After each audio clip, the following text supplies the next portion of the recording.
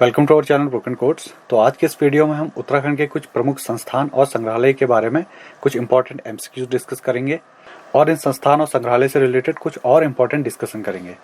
तो स्टार्ट करते हैं क्वेश्चन नंबर 1 से। वन्य जीवों की रक्षा के लिए हिमालय वन्य जीव संस्थान की स्थापना किस वर्ष में हुई? In which year was the Himalayan wildlife institute established for the protection of wildlife? तो क्वेश्चन नंबर 1 का राइट आंसर है ऑप्शन नंबर सी, 1974। तो 1974 में हिमालय वन्यजीव संस्थान को कल्याण सिंह रावत ने एस्टैब्लिश करवाया था और यह कल्याण सिंह रावत। अब क्वेश्चन नंबर 2 है, भारतीय वन्य जीव संस्थान की स्थापना किस वर्ष में हुई? In which year was the wildlife institute of India established? तो इसका राइट आंसर है क्वेश्चन नंबर 2 का ऑप्शन नंबर बी, 1982। तो 1982 में वन्य जीव संस्थान को एस्टैब्लिश किया गया। क्वेश्चन नंबर 3 है, भारतीय सर्वेक्षण विभाग को बंगाल से देहरादून किस वर्ष में स्थानांतरित किया गया? In which year the survey of India was transferred from Bengal to Dehradun? तो भारतीय सर्वेक्षण विभाग और सर्वे ऑफ इंडिया का ये लोगो है और सबसे पहले इसको स्टैब्लिश किया गया था 1767 में इन बंगाल, और बंगाल से इसे देहरादून शिफ्ट किया गया 1942 में। So option number D, 1942 is right. अगर क्वेश्चन पूछा जाता है कि भारतीय सर्वेक्षण विभाग को सबसे पहले कब स्टैब्लिश किया गया, तो इसका राइट आंसर है 1767। क्वेश्चन नंबर 4 है, विवेकानंद पर्वतीय कृषि अनुसंधानशाला कहाँ पर स्थित है? Where is the Vivekananda hill agriculture research station located? तो विवेकानंद पर्वतीय कृषि अनुसंधान संस्थान लोकेटेड है अल्मोड़ा में। तो उसका राइट आंसर होगा option number A, Almora. Question number 5 है, high altitude plant physiology research centre कहाँ पर स्थित है? Where is the high altitude plant physiology research centre located? तो उसका right answer option number B, Srinagar. और इस इंस्टीट्यूट की स्थापना हुई थी जुलाई 1979 में और ये इंस्टीट्यूट आता है हेमवती नंदन बहुगुणा गढ़वाल विश्वविद्यालय के अंतर्गत।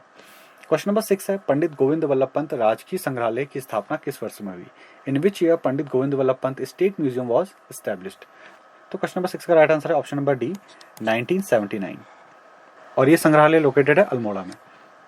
क्वेश्चन नंबर 7 है, लोक संस्कृति संग्रहालय खुटानी की स्थापना किस वर्ष में हुई? तो खुटानी एक जगह है भीमताल के पास जहां पर ये लोक संस्कृति संग्रहालय सिचुएटेड है और इसकी स्थापना हुई थी 1983 में। So option number B is correct. और 1983 में यशोधर मठपाल ने इसको एस्टैब्लिश करवाया था। क्वेश्चन नंबर 8 है, हिमालय पर्वतत्व एवं निर्वंशी संग्रहालय की स्थापना किस वर्ष में हुई? In which year was the Himalayan archaeology and ethnological museum established? तो इसका राइट आंसर है ऑप्शन नंबर सी, 1980। और हिमालय पर्वतत्व एवं निर्वंशी संग्रहालय आता है HNB गढ़वाल यूनिवर्सिटी के अंतर्गत। क्वेश्चन नंबर 9 है, हिमालय संग्रहालय उत्तरकाशी की स्थापना कब हुई थी? When was the Himalayan museum Uttarkashi was established? तो इसका right answer option number B, 14 नवंबर 1965। और हिमालयन संग्रहालय उत्तरकाशी आता है Nehru institute of mountaineering Uttarkashi के अंतर्गत। क्वेश्चन नंबर 10 है, हिमालय संग्रहालय कुमाऊं विश्वविद्यालय नैनीताल की स्थापना कब हुई? तो इसका राइट आंसर है ऑप्शन नंबर डी, 15 नवंबर 1987। तो हिमालय संग्रहालय कुमाऊं विश्वविद्यालय के हिस्ट्री डिपार्टमेंट के अंतर्गत आता है और यह है उसकी बिल्डिंग। तो जिन भी स्टूडेंट ने DSB कैंपस से अपनी स्टडी कंप्लीट की होगी वो इस संग्रहालय के बारे में जरूर जानते होंगे। क्वेश्चन नंबर 11 है, फ्रेडरिक स्मेटसैक। तो बहुत सारी बुक्स में इसे फ्रेडरिक स्मेटा दिया हुआ है लेकिन इनका रियल नेम फ्रेडरिक स्मेटसैक है। तो फ्रेडरिक स्मेटसैक द्वारा स्थापित तितलियों का संग्रहालय कहाँ पर स्थित है? Where is the butterfly museum established by Frederick Smetacek located? तो उसका right answer option number B, Bhimtal. और ये हैं बटरफ्लाई म्यूजियम को एस्टैब्लिश करने वाले फ्रेडरिक स्मेटसैक। और जिस घर में ये भीमताल में रहते थे उसी घर में 2-3 कमरों में इन्होंने अपना ये बटरफ्लाई का कलेक्शन रखा हुआ था और बाद में और आज इन्हीं के इस घर को म्यूजियम ऑफ बटरफ्लाई के नाम से जाना जाता है। क्वेश्चन नंबर 12 है, जिम कॉर्बेट राष्ट्रीय उद्यान संग्रहालय कहाँ पर स्थित है? Where is the Jim Corbett national park museum located? तो इसका right answer option number B, Kaladhungi. और यह जिम कॉर्बेट संग्रहालय कालाडूंगी जो कि नैनीताल डिस्ट्रिक्ट में आता है और कालाडूंगी जगह पर है जो रामनगर से कुछ दूरी पर स्थित है। क्वेश्चन नंबर 13 है, वन अनुसंधान केंद्र देहरादून में देहरादून वन संग्रहालय की स्थापना कब की गई? When was the Dehradun forest museum established eight forest research centre Dehradun? तो इसका राइट आंसर है ऑप्शन नंबर ए, 1914। तो 1914 में देहरादून वन संग्रहालय की स्थापना की गई और ये उत्तराखंड का सबसे पुराना म्यूजियम है। क्वेश्चन नंबर 14 है, पुलिस प्रशिक्षण महाविद्यालय उत्तराखंड कहाँ पर स्थित है? Where is the police training college Uttarakhand located? तो इसका right answer option number B, Narendra Nagar Tehri. तो नरेंद्र नगर है टिहरी गढ़वाल में। और इस पुलिस प्रशिक्षण महाविद्यालय को एस्टैब्लिश किया गया था 1 मई 2011 को और ये है ये police training college. Question number 15 है, Wadia institute of Himalayan geology को दिल्ली विश्वविद्यालय से देहरादून स्थानांतरित किया गया। Wadia institute of Himalayan geology was shifted from Delhi university to Dehradun. तो Wadia institute of Himalayan geology को सबसे पहले दिल्ली विश्वविद्यालय के जियोलॉजी डिपार्टमेंट में इस्टेब्लिश किया गया था और बाद में इसे दिल्ली विश्वविद्यालय से देहरादून शिफ्ट किया गया था। तो सबसे पहले Wadia institute of Himalayan geology को दिल्ली विश्वविद्यालय के जियोलॉजी डिपार्टमेंट में इस्टेब्लिश किया गया था और इसे इस्टेब्लिश करवाया था DN वाडिया ने, दारसो नौशेरवान वाडिया, जो कि दिल्ली यूनिवर्सिटी में एक प्रोफेसर थे। तो ये इंस्टीट्यूट सबसे पहले इस्टेब्लिश हुआ था जून 1968 में दिल्ली यूनिवर्सिटी में और बाद में से दिल्ली विश्वविद्यालय से देहरादून शिफ्ट किया गया अप्रैल 1976 में। तो इसका राइट आंसर है ऑप्शन नंबर बी, अप्रैल 1976। क्वेश्चन नंबर 16 है, भारतीय पशु चिकित्सा अनुसंधान संस्थान मुक्तेश्वर को सर्वप्रथम 1889 में किस नाम से स्थापित किया गया था?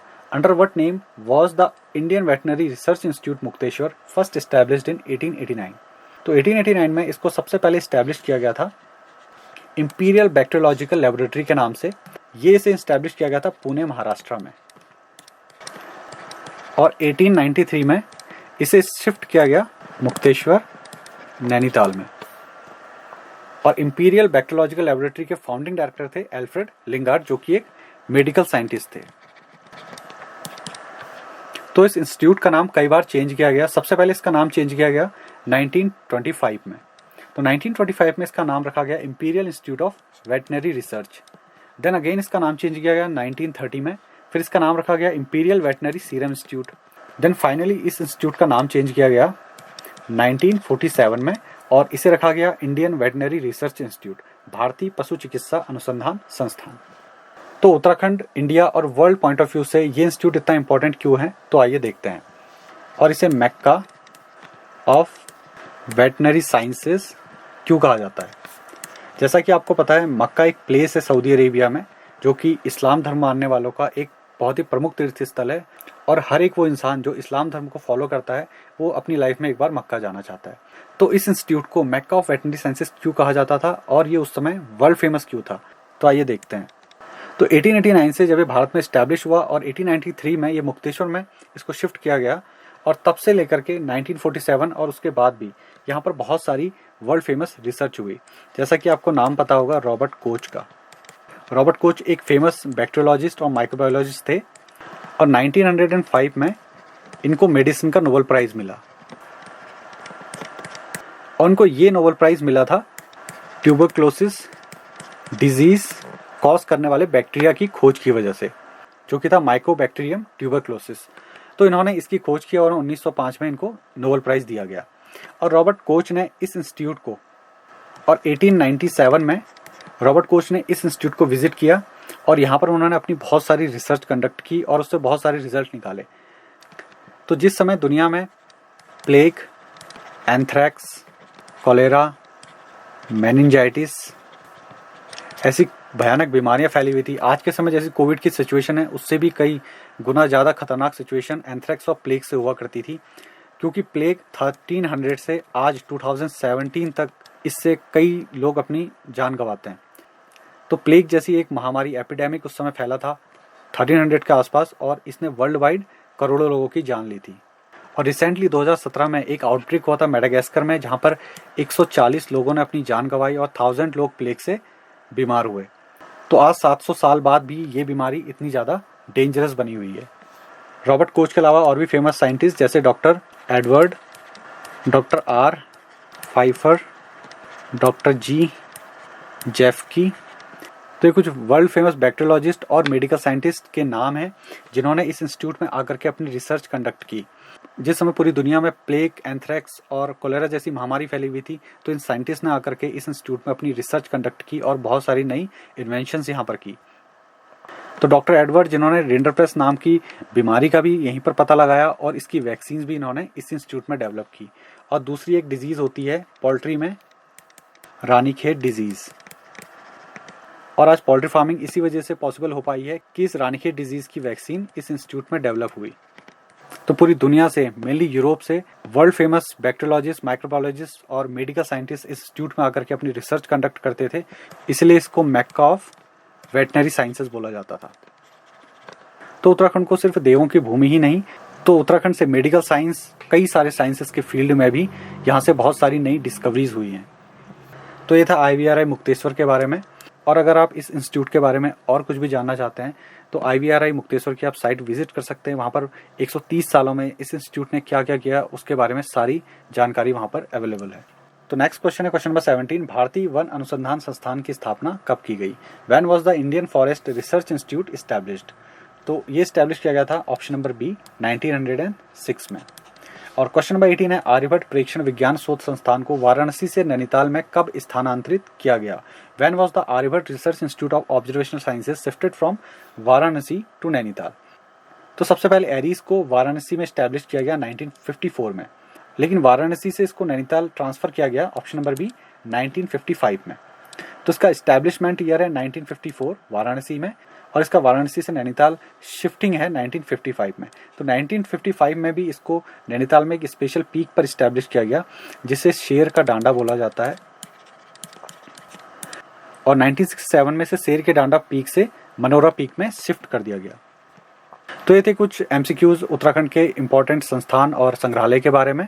आई hope you like this video and see you in next video with some more important multiple choice questions.